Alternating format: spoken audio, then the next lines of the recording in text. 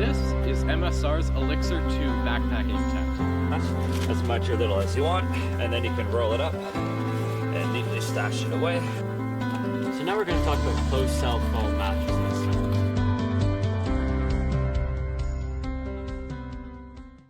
We're here today to talk to you about the Mountain Hardwear Optic 2.5 tent. We've got the orange version here, which you'll see later on the fly. It also comes in a blue version as well, just whatever suits your color preference best. This tent is relatively unique compared to anything else we've seen out on the marketplace, because as you can see, it has a full-size D-shaped door here, as well as a full-size, it's more of a kind of an expanded U shape, and it goes all the way around the corner there. And when configured properly with the fly, it gives you a really dynamic view in both directions at once. This tent is a fairly straightforward dome-style setup with two poles crisscrossing that clip into the end here, and then the other end, and then you set it up by assembling these clips here. What's really nice is that they've added this one additional spreader pole across the body, just so you can really maximize the upper tent space, and two people can comfortably sit in here and maneuver around. The bottom, of course, is completely waterproof, as you would expect with any good quality backpacking tent. And the exterior is virtually all mesh. As you can see, this tent offers one seriously spacious interior.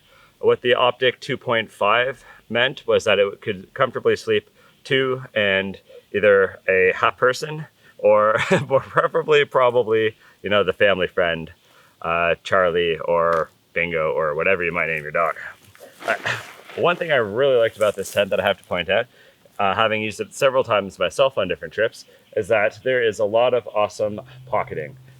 Right now on the side we have the garage door rolled up. There's actually a couple of small pockets here and then a large loop, and I've actually used that loop to allow me to hang up wet shorts with the belt, and so they would be nice and dry for me in the morning.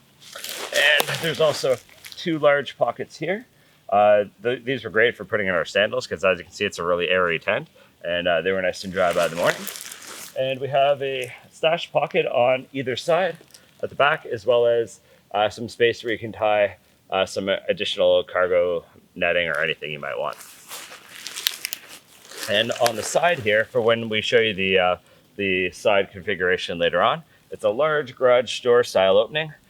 So you could actually just sit there with, if you had brought someone along, and you can both just have a wonderful view of the lake or river in the morning. This tent packs down to your average car camper, family or scout camper size tent, weighing in at 6 pounds and 3 ounces. Earlier on, we showed you the pole configuration, but we forgot to mention that it used DAC aluminum poles. Some of the other accessories that came with it are just your super basic aluminum tent pegs. So I'd probably recommend either, if you already have them, bringing in some more heavy duty ones along, or purchasing a couple just to make sure your tent is properly anchored. There's also an aluminum splint, so that if your tent pole were to crack, you can temporarily just slide this up the pole to act just like a splint, like it would for your leg, and just tape it into place so that you can get by on your trip and have it repaired later. And last but not least, it just comes with 2 additional guy line ropes, so you might want to pick up a couple extras of those, or we always recommend bringing along some reflective guy lines just to reduce chance of tripping at the campsite. The fly is where you get to really have some fun with this tent.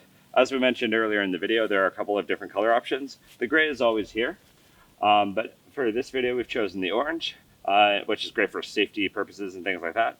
But there's also a dark blue, which looks pretty awesome. So as you can see, we've opened up the side here, which at this point just looks like a pretty standard fly with a nice vestibule.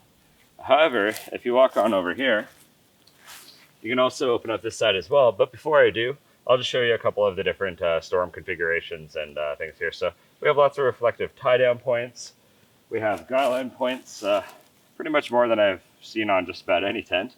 There are lots of accent reflective ones here as well. And then there's an oversized storm flap on both of these fly doors. And it's nicely secured in place by Velcro all throughout. right, now let's have a look inside.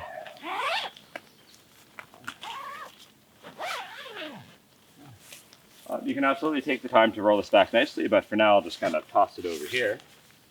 And now you can see if you were sitting inside in the back corner there, you have a really awesome view of 90-degree angles of the tent. Okay. So back to the storm configurations. What's kind of neat is if the rain was really hammering down in this direction, you can actually seal this end up tight and then have this end open so you can let in a lot of extra ventilation and have a great view of the storm. What I personally found was a little bit strange about this is that, well, the view was incredible. There's nothing quite like waking up and being able to watch a deer kind of roam through your campsite from one end to the other.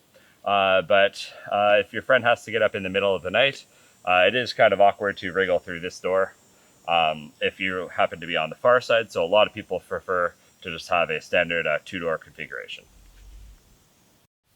This tent would be an awesome choice for canoe trips, either on the river or where the portages aren't too long and strenuous. For car camping, absolutely.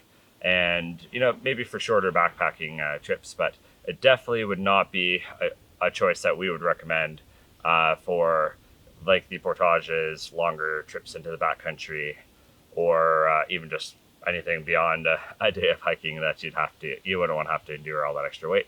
So all around, the view is really unique, but we're curious to see what you think about this design and if it's, you know, if it's fun and practical, or, you know, maybe they should just go back to making your standard two-door functional design.